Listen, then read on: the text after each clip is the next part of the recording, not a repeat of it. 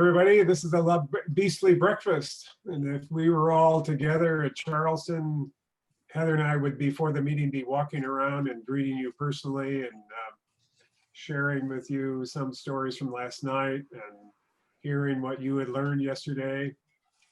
So what I learned yesterday was actually a little quote from Brewster Kahle, who was at a sponsored breakfast yesterday. And at one point he said, "You know, we are all homeschooling about what it means to work in this environment." And I thought that was a great sort of sense of we're all learning and we're getting better at it. So greetings. Yeah, it's great to be here with you guys on Friday. I see we've still got folks coming in. We had quite a number registered, so let's give another minute or so for folks to come in. But one of the things that I wanted to invite everyone to do is to just drop a little introductory note in the chat. If you want to take some time to do that, you can use your first name, institution, your role, and it will help John and I to kind of gauge the familiarity of folks. If they want to, maybe you want to rate yourself on a scale of 1 to 10. Your familiarity with things open, but be warned, if you give yourself a 10, we may ask you to host this session. So caution there. Yeah, and this is not a webinar, this is a meeting. And so that means it's true, if you want to submit a question by chat, do so. We might not see it, so speak up, and you can wave your hand if you, you know, sort of like we'd like to be called on. But it's going to be a little bit of a free-for-all. It is a beastly breakfast after all. So we're going to see if a group of 35 going on 100 can manage together. Yeah, and we had a little issue with screen sharing earlier, and so it might actually be easier if folks do have questions to just go ahead and unmute yourself and ask, and also use the Zoom chat. I know that the conference folks have been pushing people towards the Pathable chat, but if I navigate away, then we lose the slides. So let's see how we can go. And if any of you have pets at home, or some of the next generation, you know, don't forget to turn on your mute when you can. Yep, I've got next generation of dogs that hopefully will not come in and crash the call. So anyway, so it looks like we're coming up on about 40 folks, and we only have till around 10 this morning. So let's go ahead and get started. Go ahead and introduce yourselves in the chat. John and I have a few introductory remarks to kind of set the stage. But as John said, because this is a meeting format, it will be possible for everyone, you know, to do discussions amongst each other, and that's really why we're here.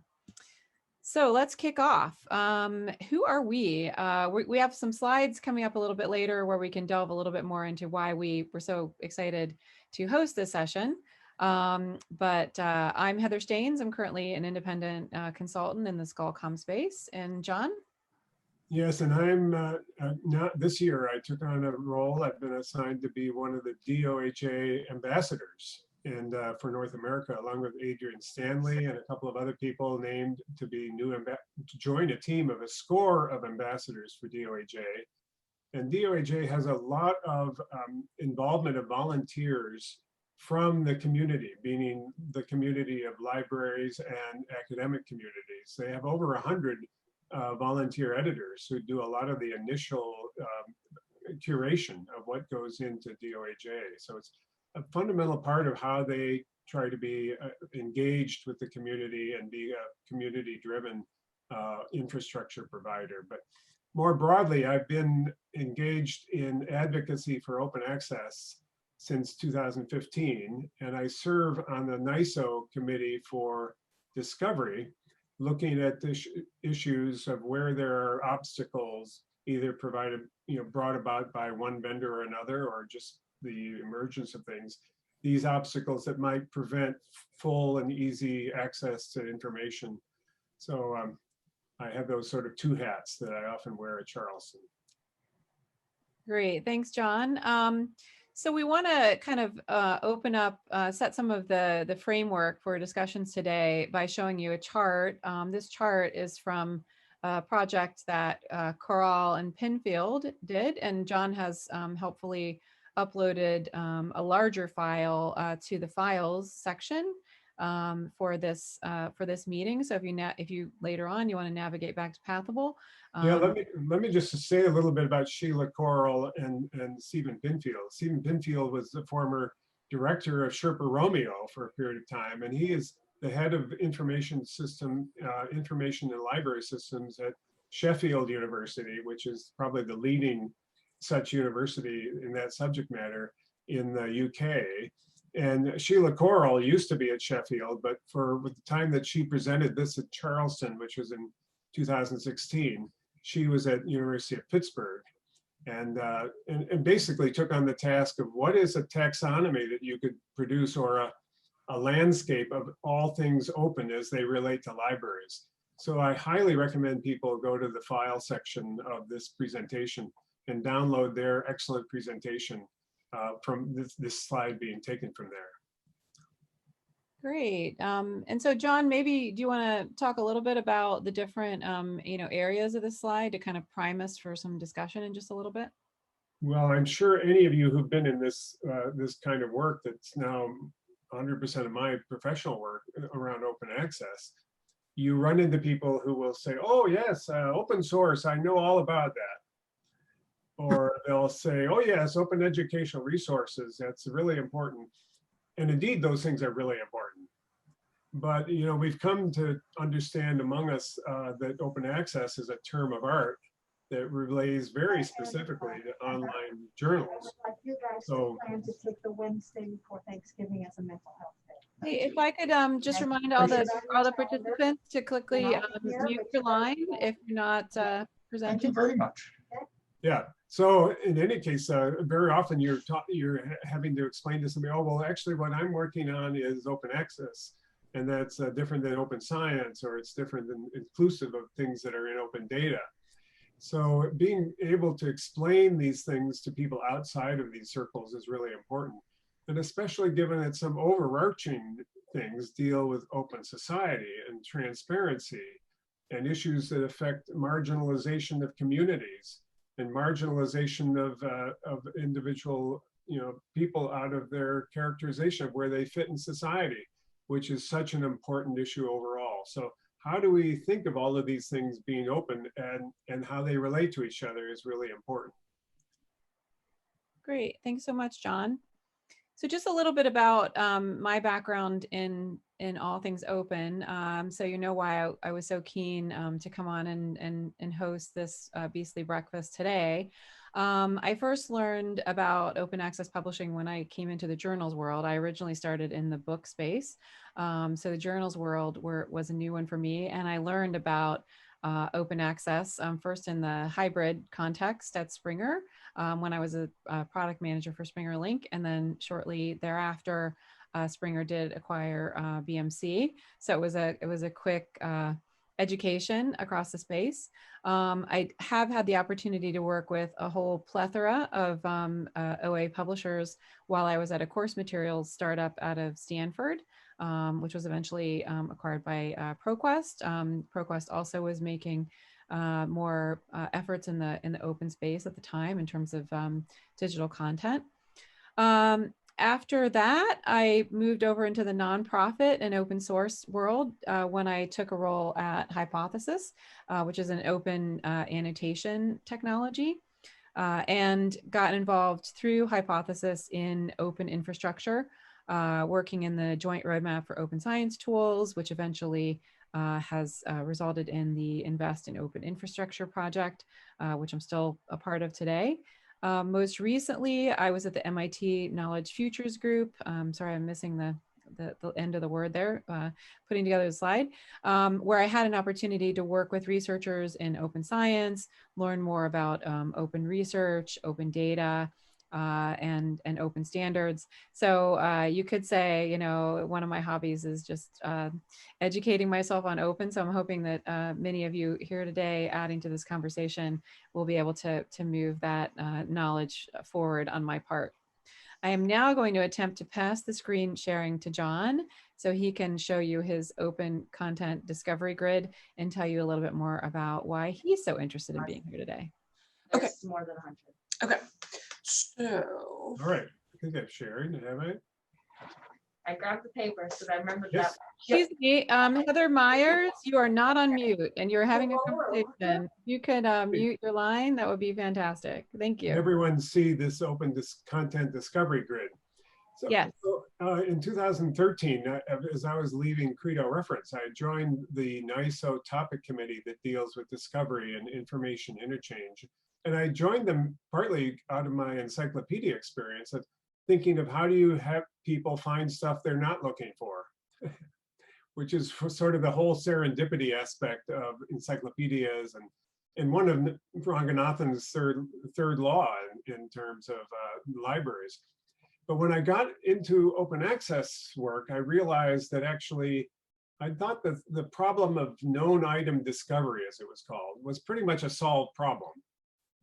And then I realized as I started into looking at different aspects of open access, and now I'm speaking very specifically about open access to online journals, scholarly peer-reviewed journals, I realized that there's all kinds of ways in which people try to share. They have an intention that they want this article to be unfettered in its ability for other people to find it and read it. And it's not just about journals too, it actually applies to monographs and OER as well. And so this top level of this grid, or each column, is a different way in which some individual or institution has tried to achieve an objective of making sure that what they contributed is available to the world. And then each row in this grid, and this is what I introduced to the NISO committee when we started looking at issues around discovery as it related to open content. Each of these rows are different ways in which somebody hungry to find something is looking for things. And so, you've got general web search and academic searches and web scale discovery services. You have link resolvers, because a lot of times people discover they're interested in something by the fact that they found a citation to it. And that's what has instigated their interest. And then you've got, publisher provided links. And this is when we're going to go into a little bit deep, because I think it gets to some issues around inclusion. And those are things like you've got TrendMD saying, these are the articles you should read. Or finding stuff that you didn't know existed before, and now you want to read it. So it's various, and certainly links are provided by publishers in their own, in citations and so forth. And in any case, each of these rows are different ways in which people try to find things. So then it allowed us to look at intersections of where are there artificial constraints. And one of the important ones that we looked at a lot, and it's been something people have written about, is hybrid open articles. Because it turns out as you go down the different ways hybrid open works, it turns out that a lot of these rows don't work unless you subscribe to the the basic art journal that's part of that hybrid article. Yes, you'll find it on Google will find it. But there's something called the free to read tag, which was then generated by NISO, and that was intended to make it easier for various systems to know that this article was free to read, and so that they could create the right discovery mechanisms for getting it. But there was very slow adoption of recognition of the free to read tag so that it would actually work in practice. And those of you working in academic libraries could actually test this out in your own library to see, is a hybrid article from a journal that you don't subscribe to, is it discovered by the discovery systems that you have? And I think you will find that many of them are not. And they are particularly not capable of being found by a link resolver. On with the business of trans. So in any case, this exposed various areas where there was friction. So I just want to mention one in particular, which is the publisher provided links. In 2002, the big issue among libraries was called the appropriate copy problem, because people were buying things twice, which was a really, the libraries were buying things, meaning universities were buying things twice, because a library would buy it and then a researcher would discover it and then pay a one-time fee to get the same article that had already been purchased. Huge amounts of equipment and machinery have been put in place with KBARD and other standards which allow for this channel to be worked against this appropriate copy problem. But today's world, ways in which people are marginalized is by what I call the appropriate version problem. And that is, the author has shared this article through a green version, through an institutional policy. A reader finds a citation to it, but in fact, they can't find the intent of the author or the institution to share the submitted manuscript. And so this is a problem that is, the technology to solve this is already there with Unpaywall and open access button and a number of other people, but very few publishers have provided any link that would solve this problem of the appropriate version problem. It's an unexplored territory. And they would be able to do so through citations, and any product which is recommending sources, they should be able to recommend not only sources, but here's how you find it. If you don't have the DOI, only takes you to a subscribed version and you're excluded. So that'd be easy for people to provide an additional link which would find the green version. So that's an example of how this discovery grid can end up discovering things where whole groups of people are marginalized unnecessarily. So that's one of the things that it relates to all of this elements of open. Great, thanks, John. If you want to pass the screen back to me, we've got one more slide and we want to hear from you. Let me just jump in here. Got to be a multitasker if you're going to run one of these things. I hope you guys can see my screen. We're going to jump back to that diagram from Coral and Pinfield, and we'd like to hear from you about any area depicted on this chart. And in particular, given the time and the circumstances we find ourselves in, has the COVID pandemic had an impact on discussions at your institution around these different aspects of open? We have 45 participants on, so I'm not sure how this discussion will go, but let's give it a shot. If you've got something to share or a question to ask, go ahead and unmute yourself and go for it.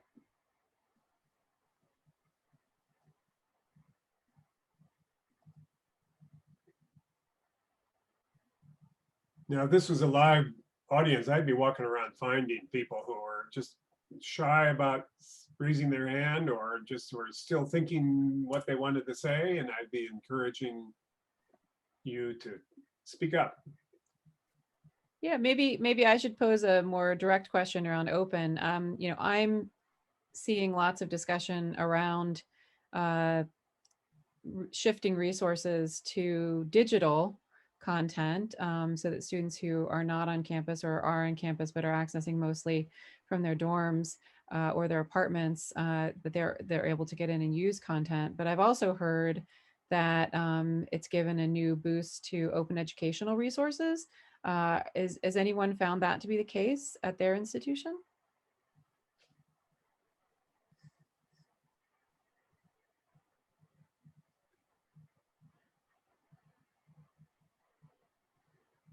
I think everybody should be able to just unmute themselves.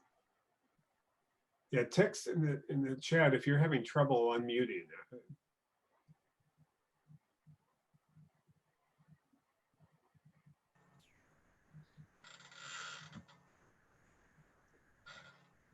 Good morning, everyone. Can you hear me all right? Yes. All right, I'm Miranda Bennett. I'm Associate Dean for Collections at the University of South Carolina.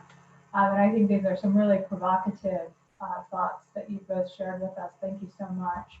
I particularly appreciate the comments about the terminology and how confusing it is. I mean, even within the context of talking to very experienced faculty who you think would understand, there will be just a clear elision of open access into online as if those are, you know, there's overlap, right, but they're not the same thing. So I think that's a really important kind of user education piece that we can be involved with. But to the question about OER and particularly within the current context of the pandemic, one thing that I've noticed on the collection side, and we do have, you know, we have I think a fairly common situation of gradual adoption of OER and gradual growing awareness, and things are coming along slowly but surely.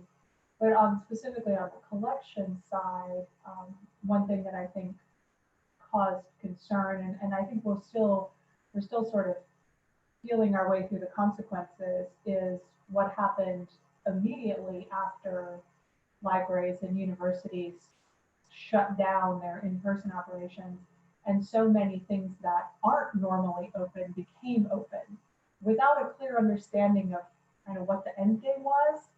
And I know, I think in a session yesterday, someone remarked that they, and I think a lot of places did this, we certainly did this, you have a process in place to say, okay, here's something that's going to be temporarily open.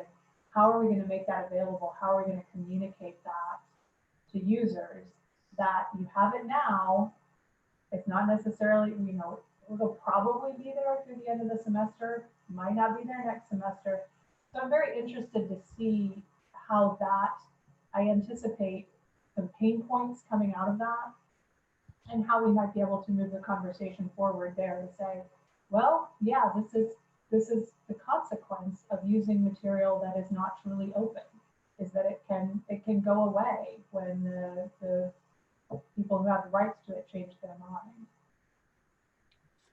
Thanks, Miranda. That's a really good point. The conversation, the most recent conversation I had around OER was with Heather Joseph from Spark, and her, she had two sort of points to offer. One was her hope that the funders were going to go more in on OER, but the other, which I think is something she's probably been talking about widely, so not any kind of secret, is that the larger online textbook providers were offering free access to students, and her concern exactly, you know, the thing that you raise, how to communicate that, what that was going to mean for the long term with switching costs and the like.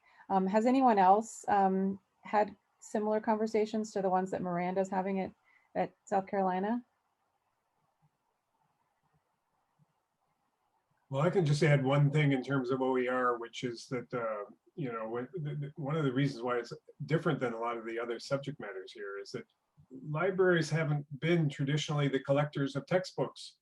And so a lot of that is sort of introducing new sets of attention from librarians in terms of not only the you know, providing stuff for free, but as you are incredibly talented at, you know how to ferret out the details of some licensing that might actually be disadvantageous. So, as one speaker I heard talk about OER libraries, is that we're like dust in the wind. Because you know, it's not something where it's not been in catalogs, it's not been, you know, it's been something an entirely separate domain, and the whole acquisition is a different process. So you guys are doing really important work in terms of COVID. It's just no doubt about it. So my hat's off to you. Yeah. Anyone want to comment? Now, there was a question in the chat about more detail about what the appropriate version problem is. Sure, go for it. So I'll just give another little bit of a description of this. So I'm talking about the situation where an author, either out of their own instigation, on impulse, or because there's an OA policy in their institution, or there is a repository in their institution, they've submitted the author's accepted manuscript, which is the last submission of an author that does not have any of the intellectual contributions from the publisher. It's the post-peer-reviewed, post-response to those peer review, the final document says, yes, this is ready for the publisher to take it in their hands and produce what becomes the article of record. But this is sometimes called the green version, for those of you familiar with the green and gold distinctions. So very often it's somebody after an article, and I spent a lot of 2019 and 2018 interviewing academics and researchers. And I come from an academic family, so it was easy for me to find some of them from my immediate family. But these were detailed interviews that really went into what is it like for them in terms of finding stuff. And very often, a number of them were close to or already retired.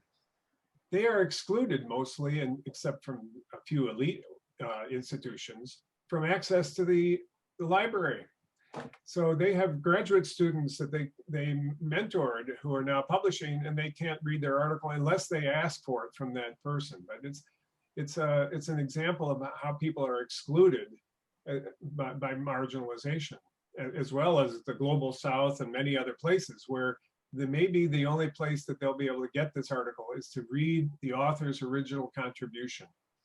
So that's what I mean by appropriate version problem. And this is a problem that is even easier to solve than the appropriate copy problem, which Link Resolver solves, because you can just basically use code from on paywall and create your own link. The publisher would be able to do this, or a recommender who mentions anywhere you mention a DOI, you could have a link that would look for and find a green version. So that's what I mean by the appropriate version problem. Mm-hmm. Thanks, John. Does anyone else have a question around open?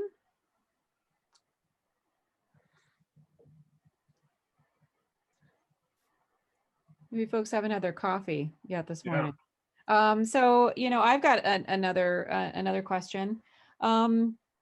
When faculty on your campus are thinking about publications, do they often come to you with questions about open access? Are there shifting opinions from faculty about publishing that way? The reason I ask is I'm initially a historian before I got involved in publishing, and I have found that most of my cohort from graduate school simply don't understand the concept behind open access. Why would you pay to publish an article? They don't have separate funding, and I know that the humanities and stuff are a challenge, but is anyone getting any sense of changing faculty attitudes around open?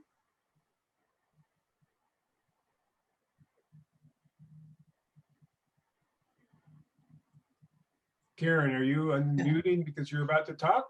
That's right. You guessed it, John. This is Karen Boyer. I'm the Director of Library Collections at Wellesley College. And I'm seeing that shift happen very, very, very slowly at Wellesley, motivated by outreach from the librarians and Heather, you're absolutely right. Many of the faculty members at my institution, and I'm sure we're hardly unique, don't understand open access, don't understand the difference between going to a proprietary publisher versus open access and what all the ramifications are. Once we explain it to them, 99.9% of them are on board with open, and we're seeing, again, slowly, faculty looking for open access alternatives. It also helps that we have an open access mandate at Wellesley that we can point to, and we have a fund set up, an endowed fund to pay APCs if necessary for many of the publications. Of course, you still, with faculty on the tenure track, you still run into the old, well, I'm not going to publish in an open access journal because it's not going to count as much toward my getting tenure. We still run into that, but I think that attitude, it's slowly beginning to shift at Wellesley, but among the tenured faculty, I'm seeing more and more of them ask librarians for suggestions on where and how to publish open. That's great feedback. Thanks so much, Karen. Anyone else?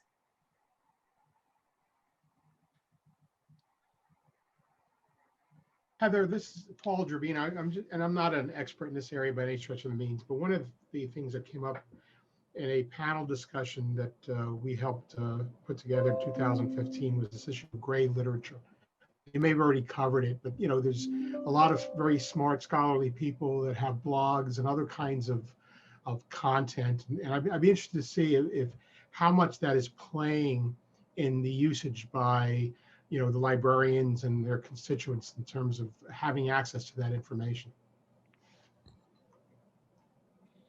Yeah, does anyone have feedback on that? Well, Paul, I think you bring up a really important point, which is especially in some of the in some of the hard sciences, and so important for today's dealing with COVID. Much of the contributions of a researcher are coming in different forms than just what's measured by tenure committees and so forth. So it's raised a lot of the issues around how are the incentives set up for recognizing who is an influencer and who is just churning out, playing the game and churning out the papers that count for that important decision. So that's a really important sense, especially in today's world, I think. Yeah, a couple things spring to mind on that front, Paul. One is Toby Green is working on a new initiative, and I think Policy Commons launched this week. And I think that if I recall correctly, their goal is to gather together gray literature, including NGO reports and policy reports, things that are free to read but might be scattered, which I think is, as John said, important, particularly now. And one of the things which is kind of near and dear to my heart is digital preservation. And there's been a lot of discussion, not only around the potential threat of OA content that's not being preserved, but the gray literature, the blogs, the other things that scholarly communications are increasingly including as part of the research process, but that might not be in established preservation relationships and probably don't have any kind of license with a library that's going to serve as insurance that content is going to be preserved. Yeah, and I want to take the question a little further. I guess really what spawned it for me was not too long ago, you had a group of doctors with some institution, come out with a video that opposed to some of the thinking around COVID. And that's really, where I was going with a lot of this. And you had social media deciding whether that was valid or not, or fake or not. And then so the question then becomes is, we're going to have in science differing opinions, and we're going to get opinions that may be out there, but may have some accuracy. And then you have others that are obviously, fake. But who's the arbiter, right? And who provides the marketplace, in this case, the librarians, the scholarly community, with some sort of guidance? That's my biggest question on all of this stuff. It's definitely ups the ante in terms of what curation is and the different centers of curation. Somebody decided what's appropriate for this institution. Somebody's deciding what's appropriate for this governmental unit. Each one has its own level. And indeed, that's the role of what librarians have played in all of these organizations. Maybe I hope that librarians will start taking over the curation of this stuff other than social media or anybody else. So I'm looking to you guys. Thank you. Yeah, I know probably everybody on this call wants another job. Anybody want to weigh in on those important issues that Paul has raised?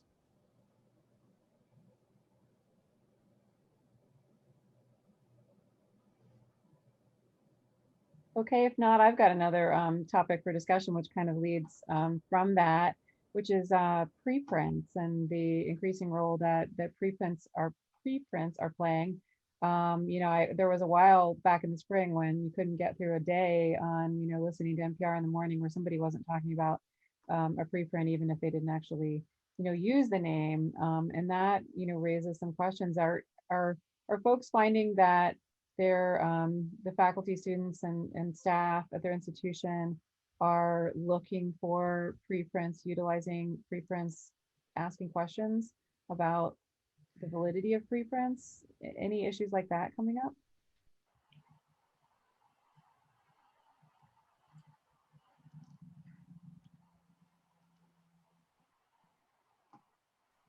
John, what's your take? Well, I do want to just call out the fact that I noticed among the attendees at this year's Charleston conference were 3 people from the very first library that created an open discipline. And that is people from Los Alamos National Laboratory. Because in 1991, almost 30 years ago, they created what became Archive. And Archive has basically meant that the discipline of particle physics is one in which you would not have to purchase any subscription journal in order to stay at the top level of science in that discipline. Now, a lot of things unique about that discipline, but the fact that we don't yet have another one that has quite reached that level of openness in 30 years, I think number one is a tribute to what was done 30 years ago, but it's also a tribute to the fact that there's a lot of hard work left to do to make disciplines open. Excellent point. Anyone want to weigh in on that? Jeff, you just unmuted. Are you itching to talk? I agree that there's a whole lot of work. I tend to focus on what's possible and what I can really get in front of my faculty and students from where they're looking at to begin with. I know turning on unpaywall, turning on things like that within your browser gets to things, but most people start with Google search, unfortunately, or sometimes if we've gotten to them in the library, our catalog, discovery layer, databases. I mean, it's hard to change people's habits. And so I've been trying to push open access into those places by, with Google search, just introducing people that you can turn on your library to show what your library that you're a part of has in both paid subscriptions and open. And I've been really pushing into our URL resolver as much open content as I can, so it shows up when our discovery layer is searched. And that's a metadata problem that I think folk are just keep ignoring, that it's not just having things open access or discoverable on the web, it's discoverable in places where people are looking or used to looking. And librarians can deal with metadata. I don't know if anyone else has thoughts in that direction or not. Jeff, where are you from? I'm from Anderson University, a small liberal arts college north of Indianapolis. I've worked at larger places. This is my last place for retiring for my last 10 years before I skip out. So Jeff, a couple of years ago at Charleston, there was some people had brought up the fact that they'd embedded the code that is behind things like on paywall in their link resolver, so that they were able to achieve this objective of finding stuff which is in our green versions. So that would be neat for other people to do. I'll have to look that one up. And I don't know how to do it myself, so that caught my attention. Yeah. Anybody else want to weigh in on Jeff's points?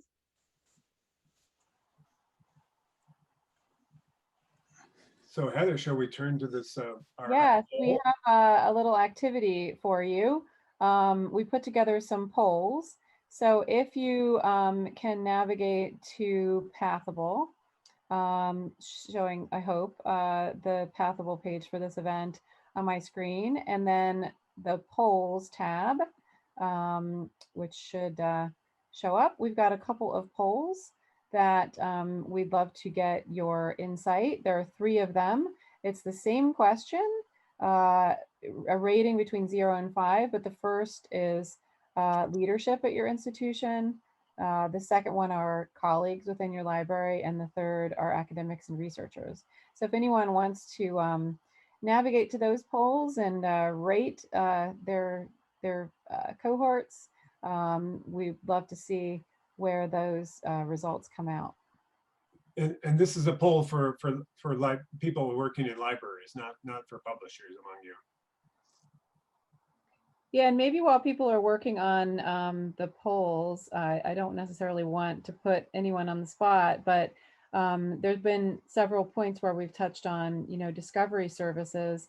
And if I could be so forward as to call on my friend Julie Zhu from IEEE, who works on discovery services, I'm just wondering Julie, if you've been involved with a lot of conversations with researchers, and I apologize if you've got like a mouthful of bagel or something and you can't talk, you don't have to, but I was just wondering if there's anything you could add to the conversation there.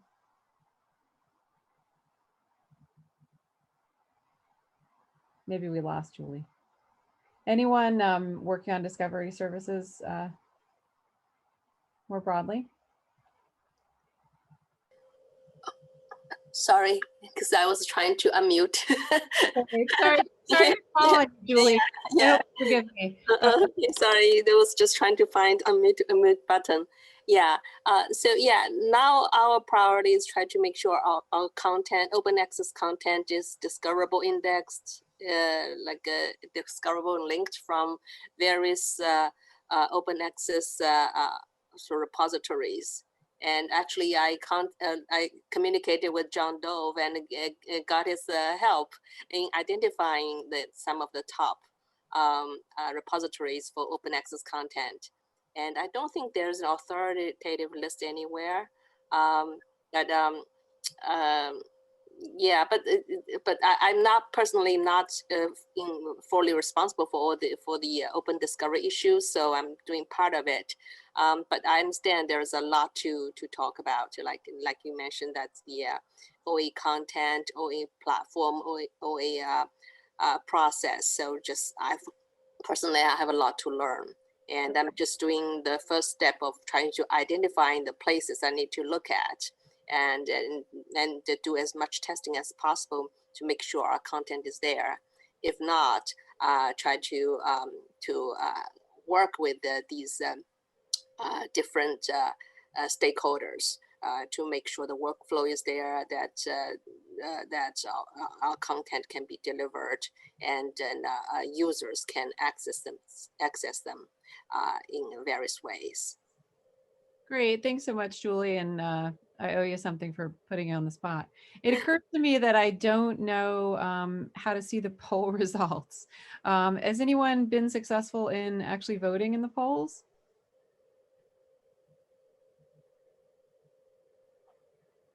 John, do we know if it's working?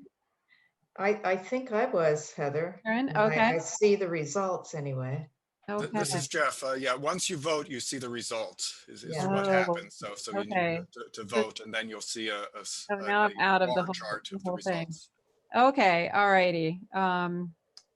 Yeah, I've managed to navigate out of that. So let me actually go ahead and stop with the screen share, because we've gone through the things that we want to share. And while I try to get back into that to see the results, maybe some of us can go in and put some votes in there. Anyone have any questions that have occurred to them? Well, I did want to answer Julie's question. Open Door is the organization that handles, it's a consortium of all of the open repositories. And I think that the connection between the repositories and the rest of the discovery systems is actually really a problem that's fraught with, not fraught, I mean, it's opportunities for a lot of improvement and eliminating certain friction. So I'm glad to hear that IEEE is looking at being able to bridge, bridge that gap, because there's another area which affects IEEE and others, which is that, and repositories, which is that, once bpress was purchased by Elsevier, it meant that it was really important to be able to see, are there a standard for following how articles are submitted to repositories? And so far, there's been no group who's been willing to step forward and say, yes, let's find a standard way of doing this. So it means that people who are, at MIT, if you're from Springer or for some other companies, then you can deposit the submitted manuscript in the MIT repository, but you can't do so if they have bpress. So, and vice versa. So that this is a real problem. And I just wish some people would stand up and go to NISO and say, hey, this problem needs to be solved. So. Yeah, thank you for the points. And also, like I work with the discovery service vendors a lot. And so I've tried to identify OA content, like in EBSCO, in Primo and ProQuest, like the Summon, etc. And sometimes, like most of these services do not have a way to effectively surface the OA content. And I know our content is definitely indexed there because, you know, they are part of regular feeds, right? But because of tagging issues or because of what, they do not have a good way to, like, good facet, or sometimes the facet is widely inaccurate. Well, And yeah. Julie, I'm glad. No, tell everybody I did not pay you to ask this question. Because of course, that's the whole mission of the Directory of Open Access Journals and its counterpart in the book world, the Directory of Open Access Books, which is really to make sure that these kinds of content are available in discovery services. So that connection between open access books and journals and the discovery vendors is the nexus of all of that is exactly where DOAJ and DOAB see their main mission. So. Mhm. Yeah, I'm just working hard to try to get our OA articles into DOAJ, and just registering the DOAJ journals is not enough, and we need to get our articles there. Yes. I'm working on, and I also work with search engines, and so again, the search engines, like, they've indexed everything from everybody, right? And they sometimes do not really differentiate well the sort of like authority copies version records versus all the other different versions, and they do not sort of like signal or label them clearly. And so I'm not sure whether they are moving towards that direction of trying to kind of like differentiating, you know, these like authority copies versus other multiple institutional copies, and even some like not so legal copies. And of course, I know that the Google's CASA or Universal CASA, they give you the give publishers the option. If you opt in this service, they will try to point some links to your authoritative copies. Of course, this we're not talking not just about open access, you know, like all the content. But again, just for open access content, there are so many different copies over there, and I don't think they are trying to differentiate. So I think it's like for the open access content, it seems still to be a Wild West out there, and still trying to learn, trying to, It's a good point. I think it brings up the need for there to be norms, and libraries, I think, are the best people to step forward and say what the norms ought to be, whether that's through NISO or through other interactions that you have with publishers or vendors, or the infrastructure providers that you're helping to fund. So. Yeah, it's a great point, and I'm mindful. I worked briefly at ProQuest, and in reaching out to folks that had open content, so not specifically, you know, official open access published content, but gray literature and things that we touched on, and public domain image collections. I mean, a lot of the players in that space might be libraries or repositories that don't have an easy mechanism to distribute metadata, which can automatically be added to knowledge bases, which can in turn, you know, make that content discoverable. And I've kind of thought for a while that there's some sort of a play in the space. You know, if you are thinking about making a startup or something, if you could help libraries, museums, the little guys that don't have hosting platforms that can just hit that button and send a metadata feed or a content feed, that would really help make, you know, raise the visibility of a lot of the great, you know, public domain resources that we have out there. So Heather, can we see the results somehow, or? Let's see if we go to, let me share. If we, here we go. I think I'm still on it here. Yeah, I had to vote. So I went in to see the results. I voted. And so I gave everybody a 5. So there's some interesting results. I hope you guys can see my screen now. So for the first question about knowledgeability, is that a word? knowledgeableness for leadership at your institution. You can see a large number of people came in at the 2.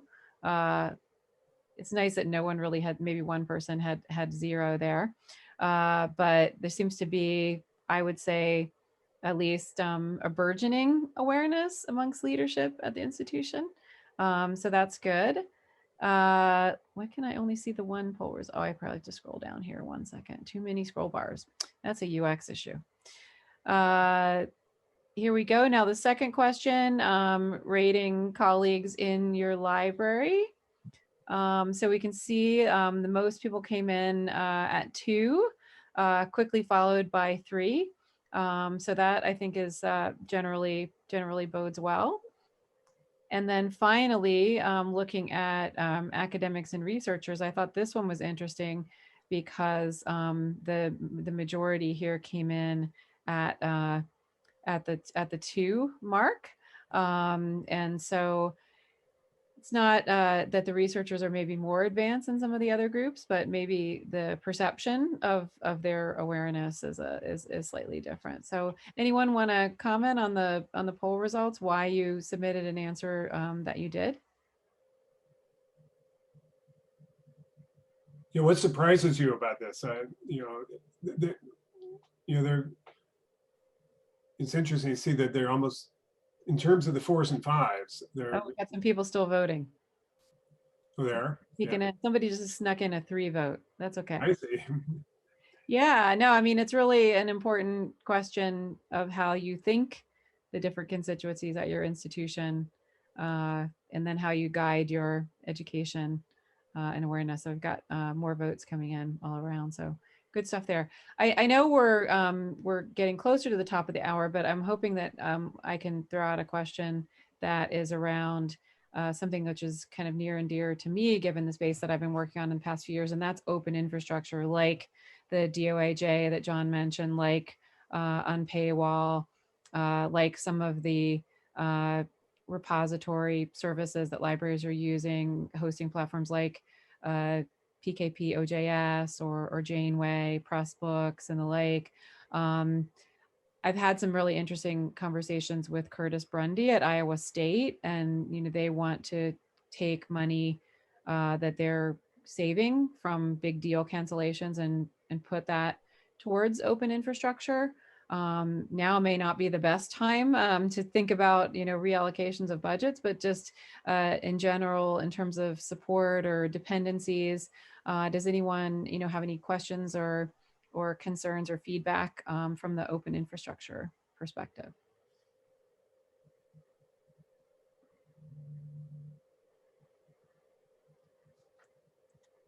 Anyone use open infrastructure at their institution?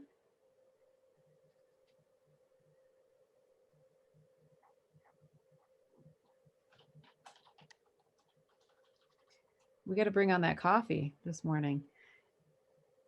I'm still eager to hear anybody's reaction to the polls. What surprised you about those results?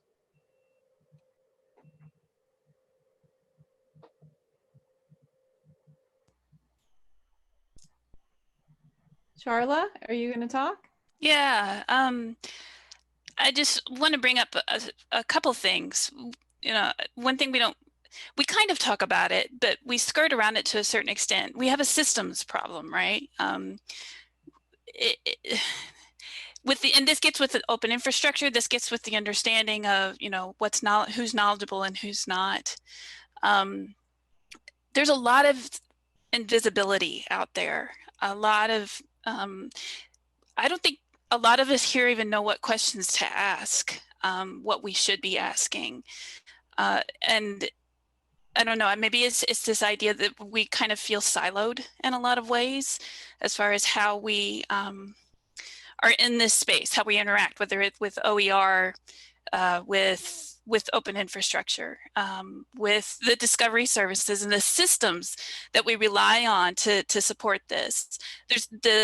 It would help, I think, a lot with all of this, with open infrastructure, with everything we're talking about, if we could see the complete supply chain for each. If we understood better why decisions are being made throughout the entire supply chain, we would know what gaps there are. We would start questioning certain things. Why is it like this? And I think we would be able to move the needle towards more open access or open science or open whatever open you're trying to invest in, because you would be better informed and understanding what your investment or lack of investment does to impact moving that needle. So for instance, discovery services, the power distribution of that is not well understood. Everybody thinks the publishers are the ones who can control what's happening at the discovery services, but it's the libraries who are the customers. And libraries don't understand the power they actually have necessarily in trying to move the needle into making open access more discoverable. And also in understanding how they can improve metadata. What roles that can be played, not putting it completely on the onus of the publishers, especially the small scholarly publishers that are nonprofit mission aligned who do not have the resources or staff that we keep removing funds from because we're pushing it all over into the commercial entities.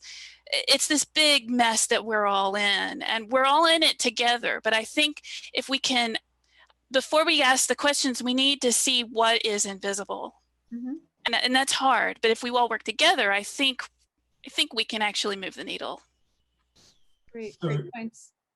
Go ahead, John. Shirley, that's really, really good point in terms of looking at it systematically in the whole workflow. And it was actually a poll like this that I saw in March of 2017 that had me start interviewing academics because they were rated at the lowest of understanding open access.